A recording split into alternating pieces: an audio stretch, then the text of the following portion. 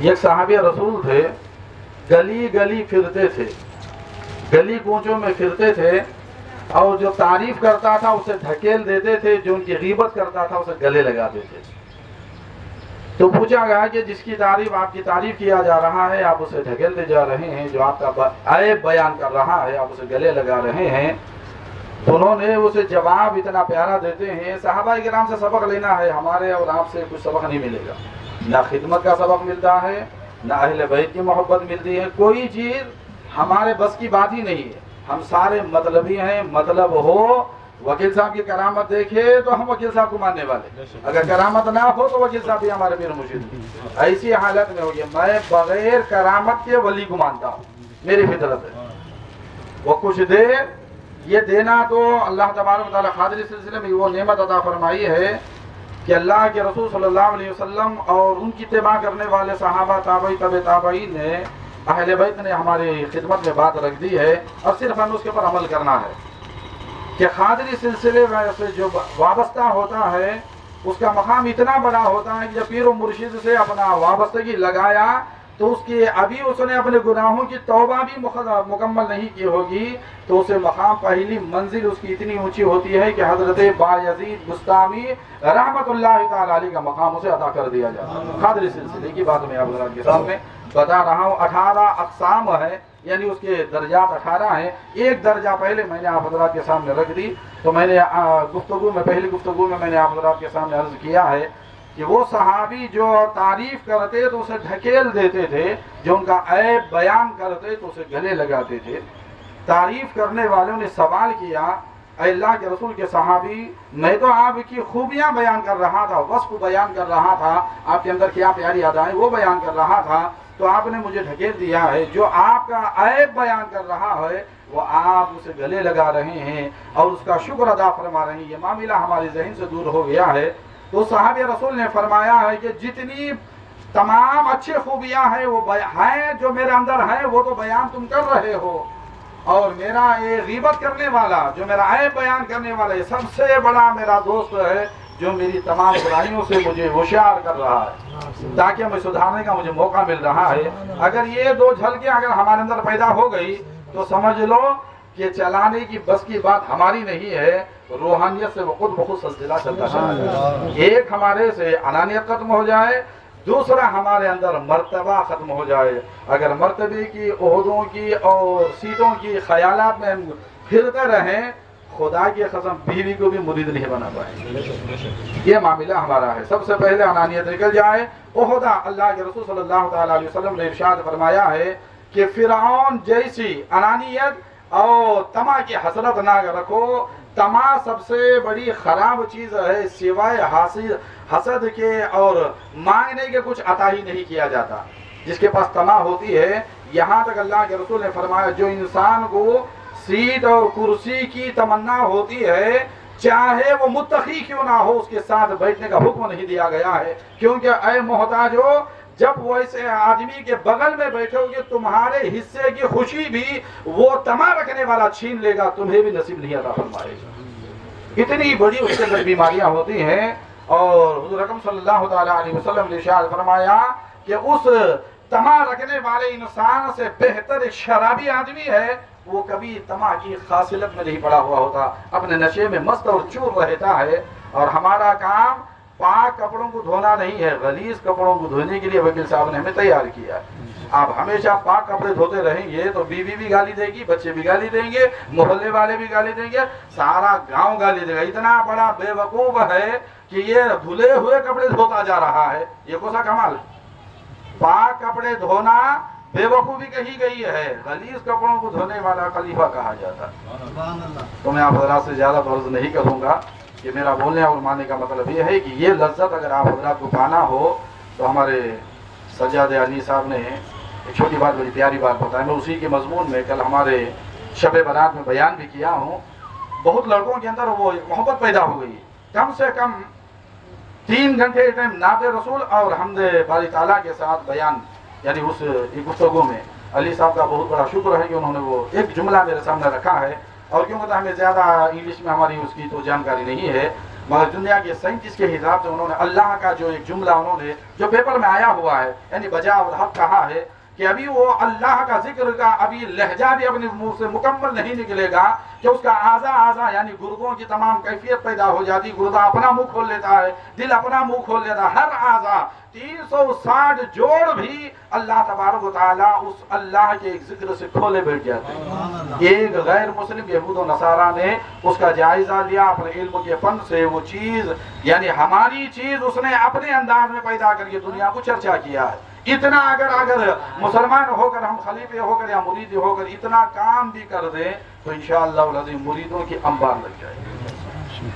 सबसे पहले हमारे अंदर से आजिज़ी खाक सारी लज़्ज़त दौलत कमाई, आजिज़ी खाक सारी लज़्ज़त दौलत कमाई, फ़ख्र मगरूर इज़्ज़त दौलत कमाई। और ये चीज़ उस वक्त पैदा होती है जब अल्लाह का जिक्र अल्लाह तबारक व तआला ने, मैं डॉक्टर को नहीं हूँ, मुझे मालूम नहीं है कि दिल की अहमियत क्या है, मगर दुनियावी एतबार वालों ने कहा है और मैंने शरीयत मुताहरा के मुताबिक बता रहा हूँ कि दिल जो है उस दिल को अल्लाह तबारक व तआला ने अशरा बसातिन फी कुलूबिल मोमिनीन, मैंने उस दिल में 10 जन्नत के बाग अता किए, 10 जन्नत के बाग अता किए हैं। मगर वो जन्नत के बाग कब नजर आते हैं तो फरमाया जाता है कि जब अल्लाह का जिक्र हो तो उस जिक्र की हलावत सीने के अंदर उतर जाए, यानी अल्लाह के जिक्र से वो हलावत पैदा हो गई तो समझ लो कि एक मर्तबा अल्लाह के जिक्र की लज्जत जिस्म पे उतर रही है। ये कोई कमाल नहीं है, हमारे दिल से उतर कर हमारे रूह में उतर जाए। एक मर्तबा अल्लाह की कसम, और वकील साहब के दरबार में खड़ा हो, एक मर्तबा जिसे इसकी लज्जत मुकम्मल तौर से जो हकीकत और मारिफत के अंदाज में जो उतरती है, एक लम्हे के लिए आप उतार लो तो खुदा की कसम ना हमारे दिल में किसी के वास्ते कीना बाकी रहेगा, ना हसद बाकी रहेगी, ना हमारे अंदर तकब्बुर बाकी रहेगा, ना कुर्सियों के पीछे भागेंगे। अरे हमारा काम कुर्सी देना है, कुर्सी छीनना नहीं। अपने हिस्से की कुर्सी देने वाला अहले बैत को चाहने वाला है, इसे कहा जाता है। अगर हमारे अंदर कुर्सी में बैठे कुर्सी मांगना हो तो सारे शामिया की दुकान में जाके कुर्सी खरीद के बैठ जाना चाहिए। ये कुर्सी ऐसी कुर्सी है कि जिसके ऊपर बैठने वाला हमेशा के लिए खाक मिट्टी के मिसाल हो जाना या उससे भी बदतर हो जाना, तब वो उस कुर्सी को संभाल सकेगा। नहीं तो अल्लाह की इज्जत जलाल की कसम कभी वो कामयाबी की मंजिलें तय नहीं कर पाएगा। मेरे और हमारे ख्यालात से अहले बैत का सिलसिला नहीं चलता है। अहले बैत ने जो हमें सबक दिया है, फाका कशी करो और फटे पुराने कपड़े हो तो सिल के पहन लिया करो अगर दुनिया में हुकूमत करना चाहते हो। ये हो तो तब कुछ होगा। बहरहाल मैं आप हज़रात से ज़्यादा तो अर्ज़ नहीं करूँगा, आप हज़रात में मेरे से ज़्यादा समझदार हैं। आप ही की समझदारी और वकील हिंद की घराने का सदका है कि हमें अहले बैत क्या चीज़ है धीरे धीरे मालूम हो रहा है। शरीयत तो हमें मालूम है, मगर शरीयत भी मुकम्मल तरीके से दिल्ली से मिली हुई हो तो अंदाज़ा लगाओ। जब हमें 10 साल 12 साल मदरसे में तालीम हासिल किए हैं और वहाँ से ये चीज़ नहीं मिली, इस दर से वो चीज़ मिल रही हो तो समझो कि हमें सबसे बड़े खुश नसीब हैं। मैं पढ़ के खुश नसीब हूँ, आप बगैर पढ़े के भी खुश नसीब हैं, तो तुम्हारे से बड़ा खुश नसीब मैं भी नहीं, क्योंकि अनपढ़ को भी वो चीज़ें अता की जा रही हैं कि अल्लाह तबारक व तआला का एहसान अजीम है कि आपको इस दर से वो नेमत मिल रही है जिस नेमत के लिए 1,24,000 पैगम्बरों ने अल्लाह की बारगाह में अपना दामन फैला के वसीला मांग के दुआ मांगी। ये हदीसों में बना पड़ा हुआ है, हमें फुर्सत ही नहीं किताब उठाने की। 1 घंटा आधा घंटा या पढ़ने वाले के बगल में बैठ जाओ, यहाँ तक हज़रत बायज़ीद बिस्तामी रहमतुल्लाह तआला अलैह फरमाते हैं क़ियामत के करीब उसका ईमान बचता है जिन्होंने औलिया अल्लाह और सालिहीन के किताबों को अपने हाथ में उठाया, उसके ऊपर नज़र की हो, वो उस इंसान का ईमान बसता है। किसी मुत्तकी के पास, किसी परहेजगार के पीछे लग जाओ, ईमान सलामत हो जाएगा। बहरहाल हमारी तो कोई शिकायत नहीं है और हमारे यहाँ का तो मामला ऐसा है कि अल्लाह अकबर, हमारी ना आपस में कोई ना इत्तेफाकियाँ हैं, वो तो छोटी छोटी मोटी बातें आते ही रहते हैं, हम तो उसे रात में याद करते हैं, 10 लहज़ों के लिए भूल जाते हैं। मगर हर खलीफा टूट के समंदर में कूदना चाहता है मगर इजाज़त की तरफ में बैठा हुआ है। हर कोई इतनी कीमत तो कर रहा, मेरे से कहीं ज़्यादा, हमारे से कहीं ज़्यादा, और वो खिदमत हमारी उधर की मुर्शिदें और औरतें कर रही हैं, घर घर जाती हैं। और नाम से तो बोलना ज़रूर है, नाम आ जाए तो उसकी खिदमत का अंजाम नहीं मिलता है, खैर बरकत चली जाती है। तमाम मुरीदीन, तमाम खलीफे के अंदर एक जोश, एक मोहब्बत ऐसी है इसकी कोई हद नहीं है। और हमारा मामला ऐसा है कि एक ज़माना ऐसा था कि हम उनके थेलीजों पे जाते थे, अब हमारा मामला ऐसा है कि हमें ना बुलाए तो अच्छा है कि इतनी परेशानी में डूबे हुए कि किसी के घर जाए कहाँ जाके खानखा बना दे। अगर ज्यादा खलीफे हो जाए तो खानखे के ऊपर खानका हो जाएगा। इतनी वहाँ की कुव्वत ताकत मौजूद है। हर खलीफे ने भरपूर वकील हिंद के ऊपर जो वादा किया था उसके ऊपर उसने अमल किया है। उनका सबसे बड़ा एहसान अजीम। तो बस मेरी बात को खत्म करता हूँ। अगर मेरी बात से किसी को दर्द हुआ तो माफ़ी की दरख्वास्त में आपको तलब करता हूँ। और दूसरी बात पंचोली का खान का क्या है जी सुनो। पंचोली का और दूसरी बात यह है कि इंशाअल्लाह अज़ीज़ 21 और 20 को खानखाओं की इफ्तिताह रखी गई थी। ये कड़ंगली में सनाउल्लाह साहब, हमारे वज़ीर साहब और उनकी बीवी तशरीफ़ ले गए थे और ताजुनाबा भी जाने का इरादा फरमाए थे। शायद उनको कुछ काम था वो तशरीफ़ नहीं लाया। बहरहाल वो ना आने का सबब यह नहीं कि उन्होंने ना आए तो भी आने के बराबर। इतनी मेहनत लगन तो है ही है। लगन का होना बहुत, नीयत के ऊपर दारोमदार होता है। नीयत बड़ी हो तो 2 रकात नफल का सवाब सुबह तक पढ़ने वालों को अता कर दिया जाता है। मगर उन्होंने भी उधर तवज्जो फरमाई। 2000 मुसलमानों के घर हैं। शायद हमारे गनी बच्चों को पूरी मुकम्मल बात मालूम है। 2000 घर हैं जिसे सेकेंड पाकिस्तान भी कहा जाता है हमारी तरफ से। इतनी मुसलमानों की आबादी है। अगर आप हजरात भी उधर तवज्जो, आपकी भी नज़र पड़ जाए, आपकी भी थोड़ी खिदमत उधर लग जाए तो इंशाअल्लाह अज़ीज़ के बहुत बड़े खानखे बनने के लिए तैयार हैं। और घर घर बुला के जिक्र किया जा रहा है। अब हमें फुर्सत नहीं है कि इस खानखे को छोड़ दें तो वो खानका आबाद हो जाएगा, ये वीरान पड़ने के आलम में आ जाता है। यह डर है कहीं ये काम वीरान हो जाए। नया घर देखिए, अपना घर वीरान होने का मामला पैदा हो जाता है। और इसलिए क्या नगर के बगल में ही 7-8 किलोमीटर पे एक और खानखा नया ईजाद होने वाला है जो हमारे वज़ीर साहब के वालिद मोहतरम का खास गाँव है। उनकी पैदाइश भी वहाँ पे हुई और हमारा सनाउल्लाह साहब भी वहाँ हरगनली में बड़ी मेहनत मुशक्कत उठा रहे हैं और कोशिश करेंगे कम से कम जल्द से जल्द वहाँ पे खानका हो जाए। और हो सके तो इंशाअल्लाह अज़ीज़ 5-6-7 खलीफे उधर के हैं, अगर वो कोशिश करें तो इंशाअल्लाह अज़ीज़ वो खानका मुकम्मल तरीके से बन जाएगा। और पंचली का काम इंशाअल्लाह अज़ीज़ मुकम्मल 2 दिन के अंदर हो जाता है इंशाअल्लाह अज़ीज़। उसके बाद आप हज़रात को दावत दी जाएगी। पहला खानका वकील हिंद की ये ख्वाहिश, ये आरज़ू, ये तमन्ना है कि वहाँ बेहतरीन से बेहतरीन खानका चले। और आप हज़रात में जब दावत दी जाएगी बिला झिझक, कोई काम कितना ही लाखों करोड़ों का भी आपको फायदा होने वाला हो, खुदा की कदम छोड़ के आ जाइए। क्योंकि ये कैसी नौकरी, तो मैंने उसकी लज्जत पा ली। लज्जत पाने का बताना नहीं है, मैंने उसकी लज्जत बैठे बैठे पाई है। वो लज्जत आपको भी नसीब हो जाए, खिदमत के लिए नसीब हो जाए इंशाअल्लाह। पंचोली में अगर एक खानखा आबाद हो गया, मरकजी खानखा कहलाएगा। और जैसे आपका मदूर एक खानखा है और वहाँ का एक मरकजी खानखा होगा, उसके बाद इंशाअल्लाह अज़ीज़ हमारे हुजूर की सरज़मीन में एक मरकजी खानखा हो जाएगा। तो समझ लो कि आपके पीर और मुर्शिद यानी हमारे वकील हिंद रहमतुल्लाह ताला अलैह ने आपके हाथों में वो नेमत अता फरमाई थी। यानी हमारे नसूल मुर्शिद उधर खिदमत के लिए आते थे और चंद खलीफे भी आए थे। एक ज़माना था कि उन्होंने वो खिदमत की है कि उन्होंने वो फूल अदा किए हैं, हमने उन पेड़ों को डाल दिया है। आज वो फूल छूट रहे हैं। मैं आपका हक बनता है कि आप ही झाड़ दिए हैं, ज़मीन पे हम लगाए। तोड़ना भी मजदूर वालों का हक होता है। आप फूल वाले हक हैं, हमने उनकी निगहबानी की है। हमारा काम निगहबानी करना था, हमने निगहबानी कर ली है। अब फूल तोड़ने की जिम्मेदारी आपकी है। चाहे तोड़ो चाहे सड़ा दो तो आपके फायदा तबाह बर्बाद हो जाएगा। अगर ना तोड़ें तो लोग उसके ऊपर ताना देंगे कि कैसे इंसान है, इतना बड़ा चमन में इतने फूल छूटे हुए हैं, तकसीम करने के लिए नहीं आ रहे। तो बहरहाल आप हज़रात से मेरी गुजारिश है कि आप हज़रात के अंदर अल्लाह ने वो सलाहियत भी दी है और वकील हिंद का सदका भी है। हमारे पीरानी माँ का रहमत का एक चादर का साया भी है। उनके औलाद का बहुत बड़ा एहसान अजीम है कि वो भी आराम से बैठ के अपने घर में अशर आराम के साथ खा सकते हैं, मगर अहले बैत की मोहब्बत बांट रहे हैं। ये सबसे बड़ा ईमान की जड़ है जो अहले बैत के जो सिलसिले को बढ़ाता है, वही मुकम्मल मोमिन कहलाने के काबिल होगा। और उसकी ज़ुबान में हाल भी होगा, काल भी होगा, बोलेगा भी, दिखाएगा।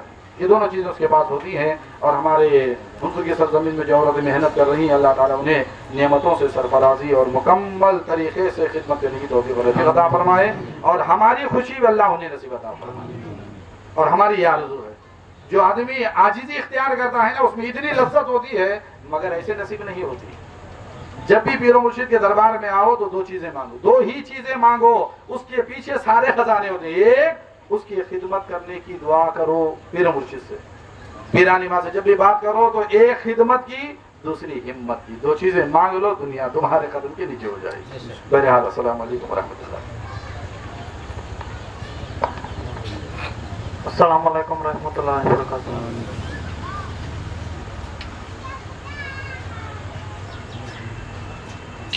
या खलीफा में एक हसद सबसे ज्यादा होता है, क्योंकि खलीफा ये जानता है अगर मैं वहाँ जाऊँ तो मेरा खानखा चलेगा नहीं। तुम्हें कौन से खान से जरा बोलो। मैं आयुर्वेद के खानखे से हूँ।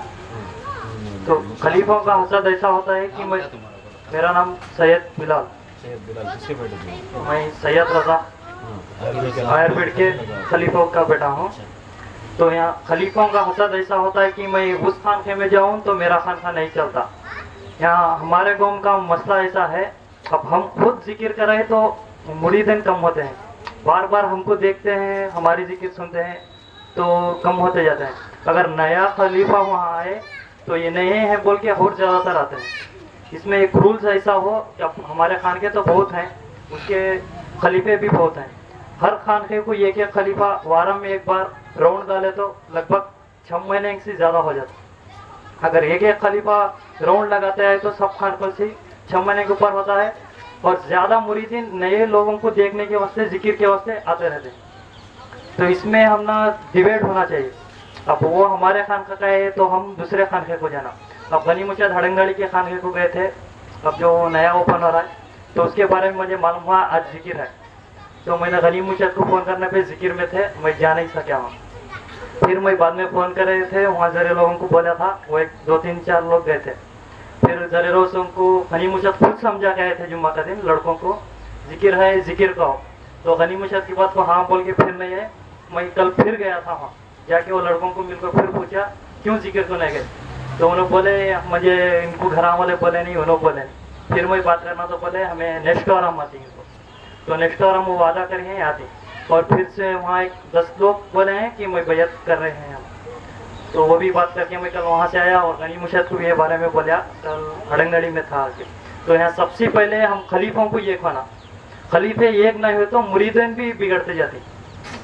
इसमें खलीफे एक होना था सबसे पहले, हर खानखे में एक एक रोज जिक्र को एक एक खलीफा जाना।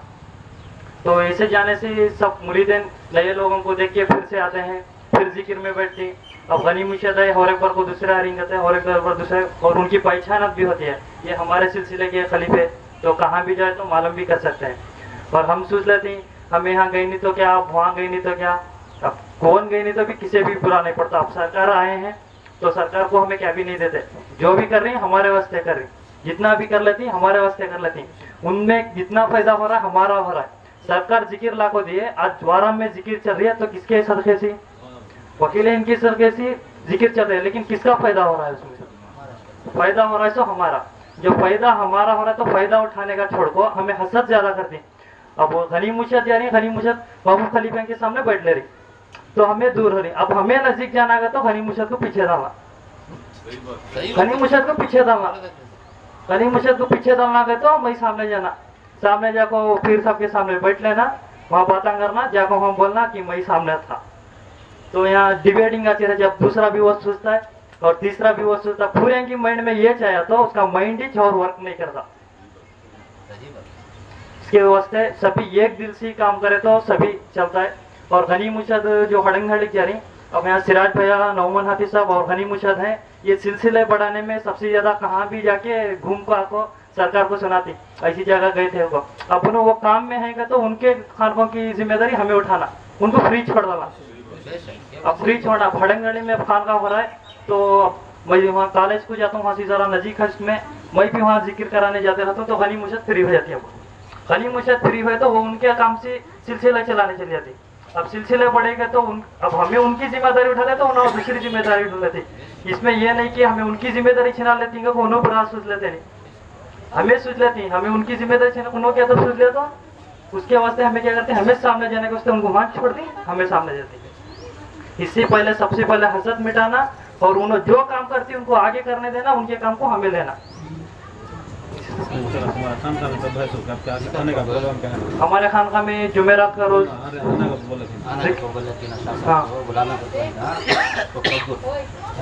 वो सरकार जिस दिन डेट देती है उस दिन हमें अल्हम्दुलिल्लाह कबूल कर लेते हैं। मुरीदा लगभग जिक्र को 50-60 आ रही, उसमें बीच में थोड़ा जरेलो जने आको फितना डाले थे अल्लाह को दर से वो सब बरबर है मदनी मुशद को कारमेट बोले वो कौन है थे क्या करे इनको बोलना तो फितना क्या है तो बोलो। वो इमरान हाफिज साहब आए थे तो वहाँ गाँव के जरे मुरीदन थे, उनको जाको बोले कि ये जिक्र बरबर नहीं इन्हों ऐसा करें वैसा करें, तो वहाँ से पूरा बोलो सीधा उन्हें सीधा करते नहीं जिक्र उनकी खिलाफत नहीं उन्हें ऐसा वैसा को बोले। अब हमें अलकस नजीम जितने भी खिलाफत थी उनको इलम भी नहीं है, सब बच्चा बच्चा नहीं, वो बात तो मेरे तक नहीं है, तो उन्हें सीधा नहीं कर रहे और अलकस नजानी छोड़ डाले एक है। तो वो एक लड़का मुझे फोन करे, मैं मस्जिद को गया तो मैं और हमारे मस्जिद के तरफ बैठे थे, इन्हें भी इमरान हाफिज साहब भी बैठे थे, तो मैं पूछा क्या वास्ते तुम्हें छोड़े, तो उन्होंने बोले अलकस नजानी इन्हें छोड़ डाले, उसी में छोड़ डाला। तो मैं उनको और एक बात बोला, जो मजदूर को मैं पहले बार यहाँ संदल में आया था तो बगदाद के खलीफे आए थे, तब इन्हों पूरे नहीं थे यहाँ इमरान हाफिज साहब, इससे पहले गए थे, तो अलकस नजानी छोड़े बोलने वाले उससे पहले जाकर थे।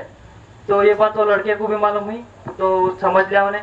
फिर मैं बोलिया उनको तुम्हें हमारे खानके के अंदर आने की जरूरत नहीं, तुम्हारा काम कितना है बता करो, नहीं ऐसा नहीं वैसा कहे। फिर ज्यादा खुद बहस हुई मेरी उनके साथ, फिर उन्होंने मान लिया कि वैसा भी हो सुनियत बड़ा हो गए चले गया और दोबारा उसमें आई नहीं। और लड़के पूरे मालूम करे उसमें 50-60 लड़के आ रही, एक जरे जाने उनके तरफ से उनके फितने में फंस गो दूर हुए, तो धीरे धीरे एक प्रति चोट पड़ने पर और धीरे धीरे आ रही। इसमें हमारे मस्जिद के हजरत का एक सबसे ज्यादा है वो रजवी सिलसिले के हैं, लेकिन शिजरा जब मैं पढ़ा वो एक बार सुने मेरे मुंह से, तो उन्होंने खुदा को 3 बार हम जिक्र करें, खुद दोनों को 3 बार हम जिक्र करें और बयान में भी वो ये फरमाए जो फितना कैसा होता है को।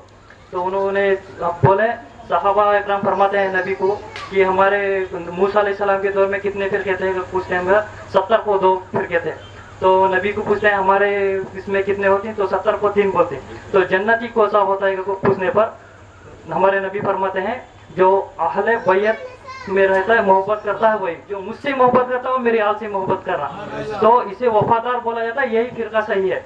तो हजरत ने इरशाद फरमाया उनको जो वकील हिंद को मोहब्बत करते हैं तो नबी के कौल के मुताबिक उनकी औलाद से भी मोहब्बत करना तभी सिलसिला चलता है। जो वकील हिंद से मोहब्बत करती है और उनकी आल से नहीं मोहब्बत कर रहे तो सिलसिला नहीं चलता। इसमें रजवी हजरत का तो थोड़ा साथ था, इसके वास्ते में 50-60 मुरीदिन आ रही। इंशाल्लाह हडंगहड़ी को जिक्र के वास्ते आप खानका ओपन करे थी, मैं वो हैंडल मेरे हाथ में लेता हूँ, आप दूसरे काम के लिए जा सकते हैं। गरीब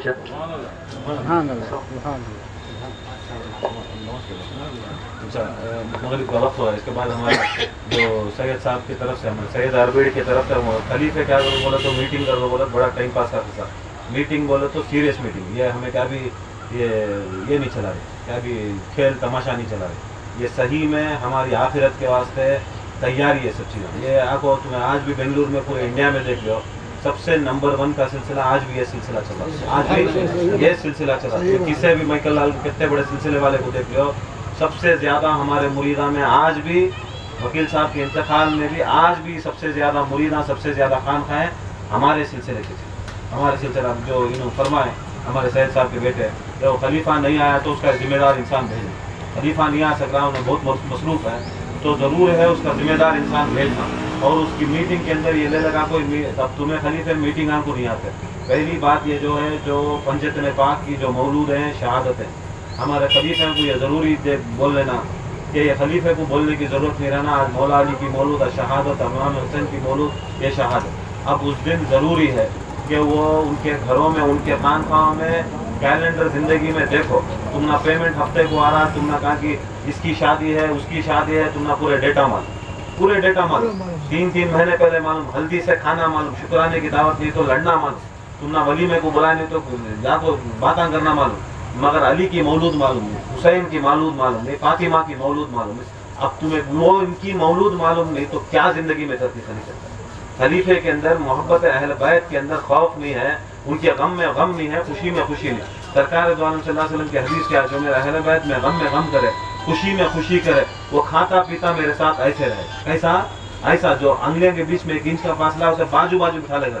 अब तुम्हें सरकार दो आलम सल्लल्लाहु अलैहि वसल्लम की निस्बत होना तो अहले बैत की मोहब्बत दुनिया में करना सो, हाँ मरे बाद नहीं, मरे बाद क्या भी मोहब्बत फ़ायदा नहीं देती, मरे बाद तुम्हारा जिक्र फ़ायदा नहीं देता। तो खलीफा को ज़रूरी चाहिए कि अहले बैत के गम में गम, खुशी में खुशी के दिनों को याद रखें। अमना अमावस कब है, हमना पुण्यम कब है, हमारी जोरू कब जा रही है, हमारी सास कब आ रही है, हमारे बेटे का बर्थडे कब है, ये सब चीज़ा मानो, ये सब दुनियादारी की चीज़ें रख लो। अहले बैत की मोहब्बत छोड़े और बात कर रही है हमें पीर मुरीद मानने वाले वकील साहब हमारे बाप हमारे रहबर हमें ये करती है हमें वो करती है। करें क्या तुम ना रहबर करें तो कामा करो। रहबर कभी जिंदगी में अहले बैत की मोहब्बत छोड़ा क्या? रहबर कभी गौसे पाक की 11वीं छोड़ा क्या? रहबर इमाम हुसैन का गम छोड़ा क्या? तुम्हारा रहबर पूरी जिंदगी बोलता बोलता हॉस्पिटल में रखो भी वत्ता सीरियस हो गई अली अली आको स्टेज को बोलतो ना आको चले।